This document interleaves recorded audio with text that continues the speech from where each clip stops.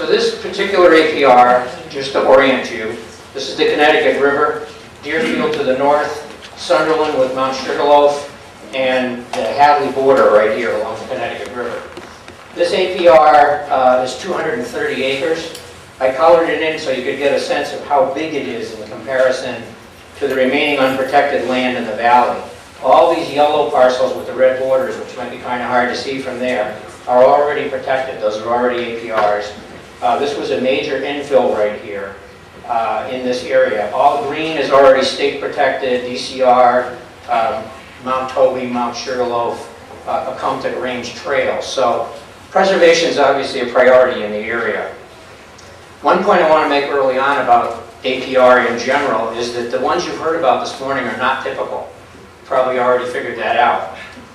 What is typical is that the ownership of the APR, and Bruce's is like this, remains private and does not have a land trust as an owner, and it transfers to another owner as a real estate deal between the current private owner and the next private owner.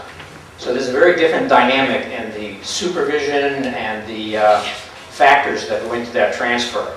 And relevant to that, I'm going to just very briefly tell you that the history of the APR program started in '77, but the first one closed in '80. When it first started, there were some houses on the land, and there was no role for the state to play in the transfer. So it didn't work out really well in the first 50 or so of those that we did, because we quickly saw that houses drive the price of the transfer, and it's difficult for the next farmer to buy both the house and the land. The next generation of APRs that started in '76 and went to about '92 had a right of first refusal that comes to the state.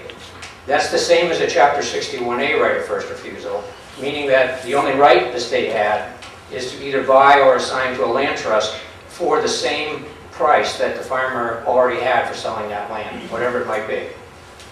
In '92, we began with the option at ag value, which allows the state to try to determine whether the proposed transfer is at ag value for the land component only. Again, once again, you've heard about houses being on some APRs. There are many buildings on APRs, agricultural buildings. Very few houses, many agricultural buildings. Some of those buildings have high value. So figuring out what the transfer value of the land is compared to the larger deal becomes difficult. Okay, so that's a little bit of general background there. Voluntary program, and we don't own the land and fee. It transfers at market value with the land price only being controlled in some way by the option at ag value if it's one of the newer ones. So in the written program you got, I think this talk was talked about a difficult APR, and we changed it later to complicated, but those tend to go hand in hand. Terra firma is a pretty tricky thing to transfer, it turns out. The pieces that go into this are perception, opportunities, and threats. Those of you that have done the SWOT analysis know that opportunities and threats offset each other quite often, and finding the balance point is the trick. The roles that are played by various people that work on transferring or buying an APR are critical and not necessarily compatible in all cases, and I'm going to go through a few of those. Obviously, the town where the APR is located is important. In this case, the larger part of it was in the town of Sunderland, and there's 70 acres in the town of Hadley. Those are also two separate counties. So it starts to get interesting as far as what the town might have to say about doing this, and whether they would contribute funding, and how does it fit into the county master plan, and all those kinds of things that come into play. So the town has certain views depending on what its priorities are. Some of them are positive. They want to preserve land. They want to keep their agricultural heritage going. And some of them are based in fear. What happens if the land gets developed?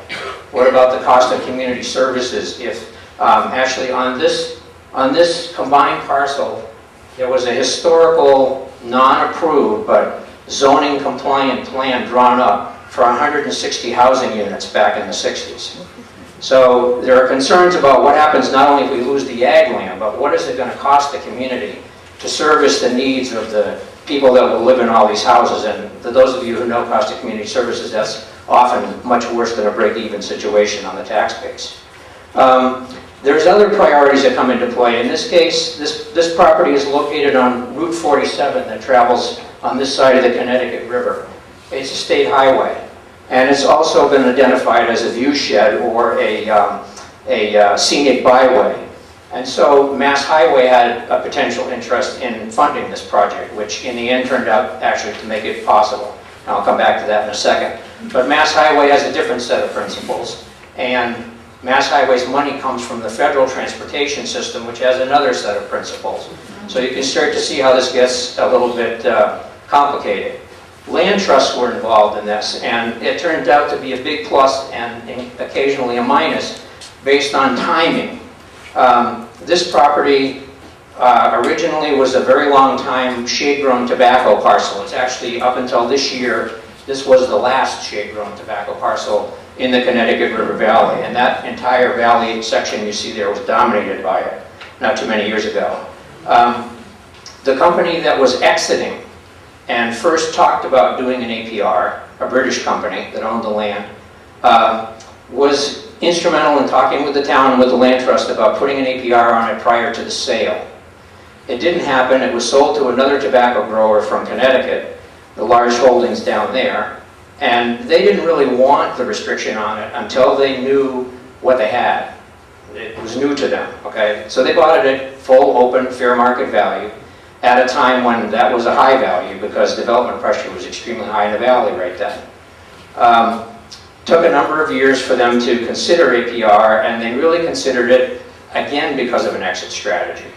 The cigar wrapper business wasn't what it was at the time that they purchased the property. They wanted to consolidate their entities into Connecticut. They wanted to sell the land, but we heard a little bit about the investment component of this. The real estate arm of this tobacco company, and a lot of farms have these, larger farms. The real estate arm was looking not only at recouping what they put down for the property at a time when prices were high, but when they bought it, they had a projection of how much % per year they should have for gain on the property. So they looked at putting it on the open market, and it didn't work out really well. They came and they talked to us because the real estate market wasn't strong at that point.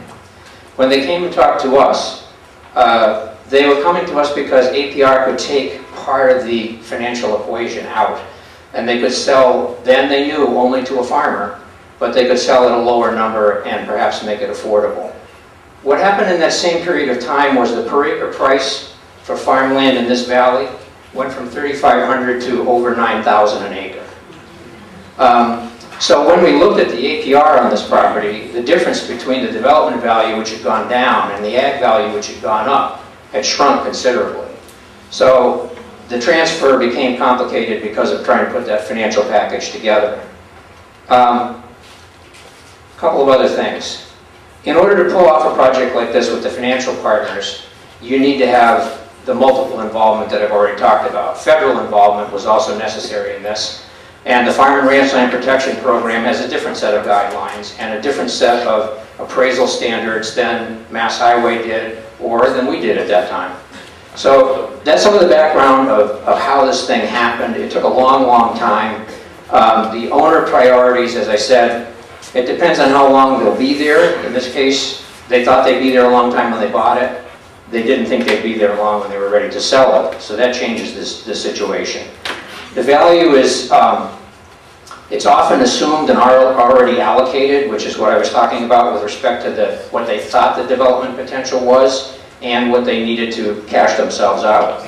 They had a very strong commitment to the land not being built on, but they still needed to get their money out of the property. So, the buyer priorities, as this is where it really became complicated, interesting, and maybe a little bit difficult. It's what I want to spend the rest of the time on. Buyers want to, obviously, if the land is protected, have access to it at ag value. Like I said, the ag value had gone way up. The size and the type of the land for the use that it's good for is a major factor as you look at transferring farmland. What Bruce said about dividing that parcel into 6 pieces became necessary in this one as well, because as we looked at how this land would transfer, it didn't seem likely that at $9,000 an acre ag value, anybody was going to buy 200 acres of land right there in the Connecticut Valley. So we actually wound up doing 3 separate APRs on this. 1, 2, and 3. The Hadley piece stood by itself, and we split the Sunderland parcel into 2 parts.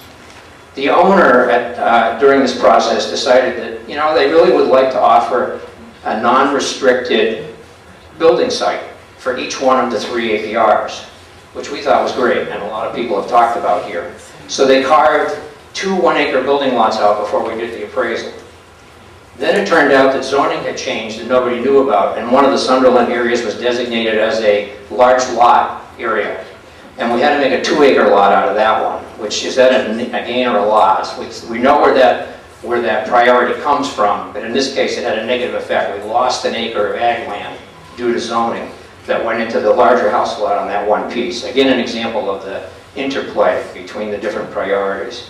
So we did 3 APRs. They put signs up on the property, big pieces of plywood that the land was for sale, and my phone started ringing off the hook from all over Massachusetts, a lot of farmers in the valley, one guy from Wisconsin, and interestingly an investor group that was working with 5 valley farmers, all known to us, 2 of whom already owned APRs, who were looking to expand but could not afford to purchase even one of the 50-acre parcels at $9,000 an acre. So as that process evolved and we looked into the investor component in particular, what started to become apparent was that the farmers that were looking to buy in fee were considering the equity value of the land as part of their purchase price. And the farmers that couldn't afford to buy in fee were looking at the yield value of the land, and this is really, I mean, this is some of the best land, not only in Massachusetts, but in the country, and how much income they could make off of it each year. And in the case of them being obligated to an investor for a lease payment of some kind, whether they could support the lease and support a living on the land with the combination thereof.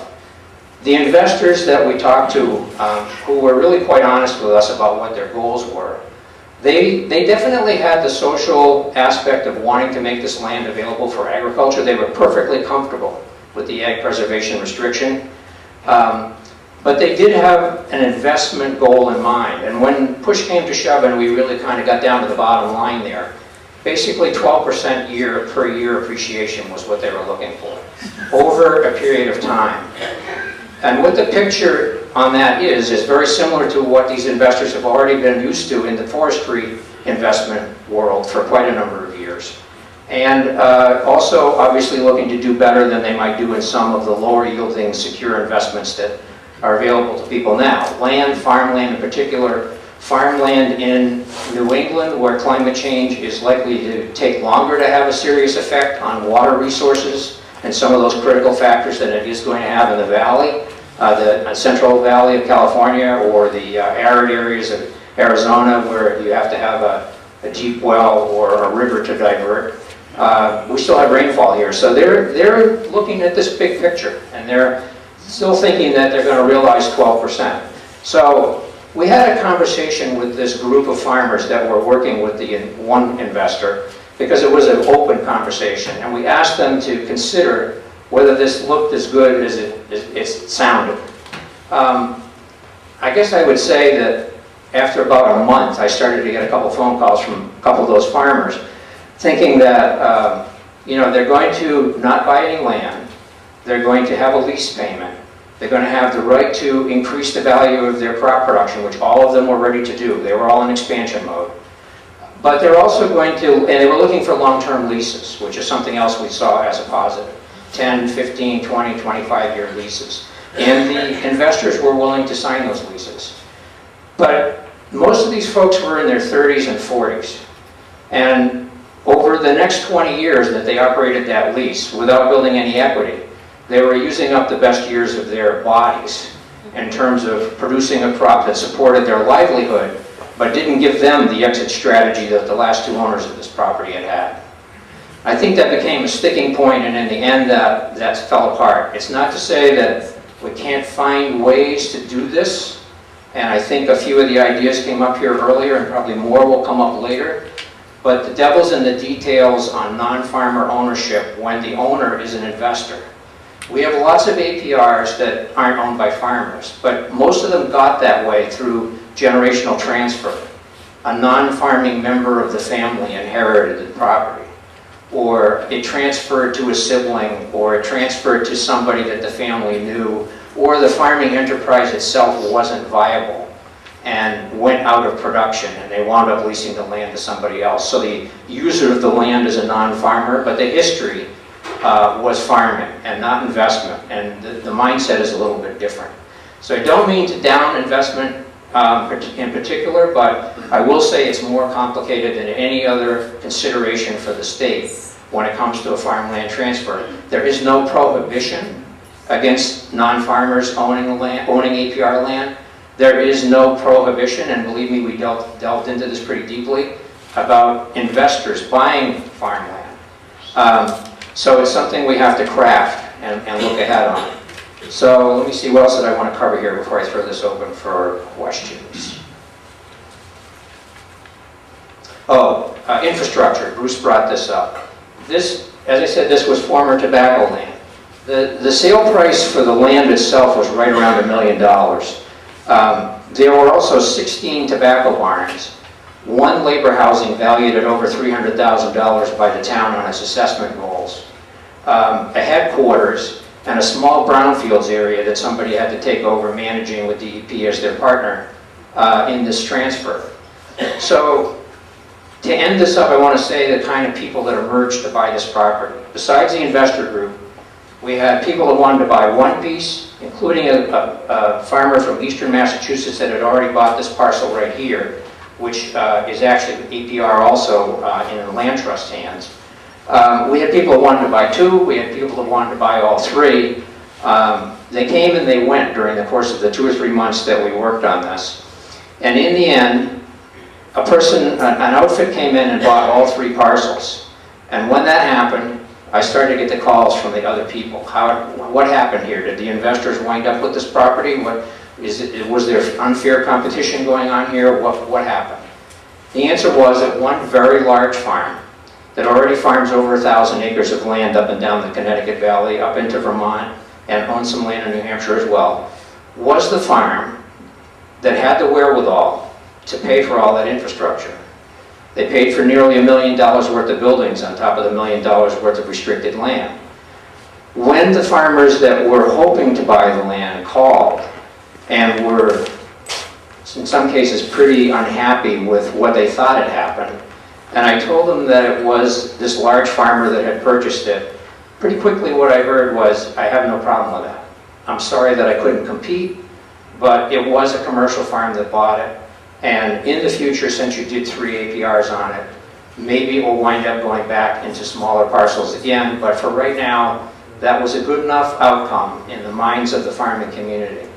So again, I just want to throw this out, that the dynamics of a transfer like this, both the actual sale, the use going forward in terms of who gets to use it, what do they have for equity during part of that process, and what will happen to it the next time it transfers, probably with at least one, if not two, family houses, because this is a large farm family in Hatfield. Potatoes is the crop, by the way. And they have family members that are talking about building 2 houses on the property. So it's set up for a great thing in the future. It's a good thing right now, but perpetuity is a long time, and we just don't know what's going to happen next. Okay? I'll throw that out and take a few questions.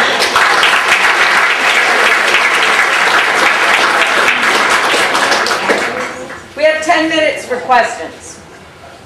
Go right ahead. I'm looking at that. We'll squeeze it out of the end. All right. Yep. Rick, I know particular parcels. Can they be sold off separate from the rest of that land, or is that tied to that land? Could they sell that as a building lot? The 3 houses were excluded. The 3 house lots were excluded from the APR. So they could be just sold? They can be sold separately.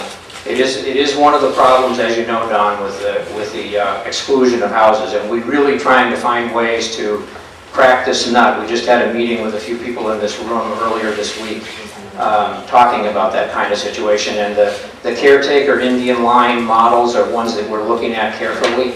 I actually worked on a farm in Cheshire a few years ago that we tried to do an APR on, and We weren't able to because we couldn't figure out where the next farmer was going to live, and it was an isolated property. So it wasn't one some other farmer could commute to as a addition to their existing farm where they already had a place to live. It really needed a place to live. Actually worked with Tad Ames at BNRC about trying to take a lot of these types and put some kind of a land trust restriction on it underneath it that would have not been tied to the APR except in some principal way. It wouldn't have been on the APR like caretaker is. So you brought up having to return on 12%, and luckily this APR wasn't sold to someone of that mentality. And I'm wondering, because that we see that return on investment takes a toll on the commons. What is our common? You talked about California and the aquifers. That's something that's for all of us. So have you thought about if we define what those common health areas are, and then we say these are the metrics that you do to increase these, then we can offer you tax exemption on this land as the steward of the commons? Yeah, that is actually a topic that has come up in terms of the Commonwealth's priorities, whether it could do something. Towns can't afford to do it, so somehow the Commonwealth's going to have to step in on that type of thing.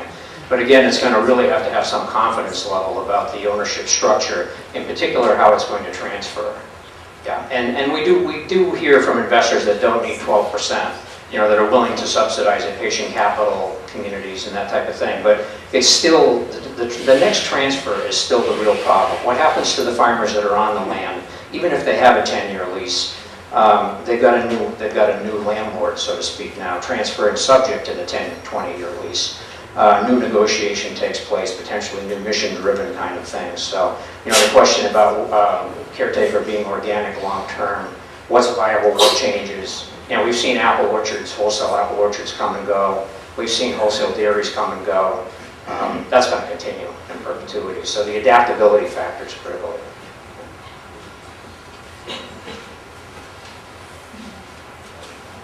With the, again, the 12% return on investment for an investor, how does that play into the department's option at ag value? I mean, if that's just an unreasonable expectation, and the department holds an option at ag value, if it's, you know, sold to, it has to both be sold to a farmer, and it has to be at what the department at that future time thinks is a viable agricultural value. I mean, so the investors lose their shirts. I guess I can understand from the equity perspective why the farmers that were involved may have wanted to back out, looking at their time of life and their equity concerns. But long term, where does the option at ag value exist to slap down an unreasonable investment?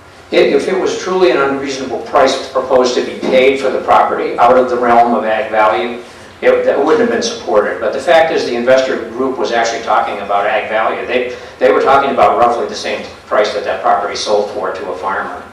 So that wasn't a factor that we could consider in that.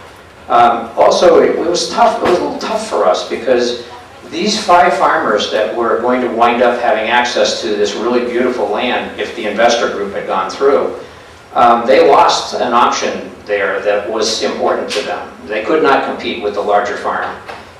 They weren't outbid by a lot, but they were outbid by just enough that the owner of the land, who has the right to sell it at ag value, said, no, I need top dollar because I'm exiting.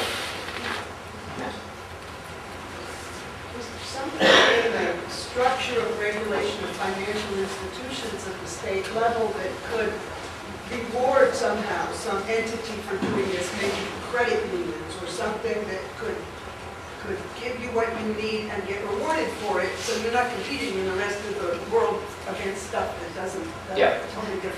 So I think the issue we have there, and it's a hot topic within the farming community, is whether the APR program should be involved in some kind of what they would call social engineering aspect of choosing who a buyer might be based on some other criteria than the fact that they're an active farmer.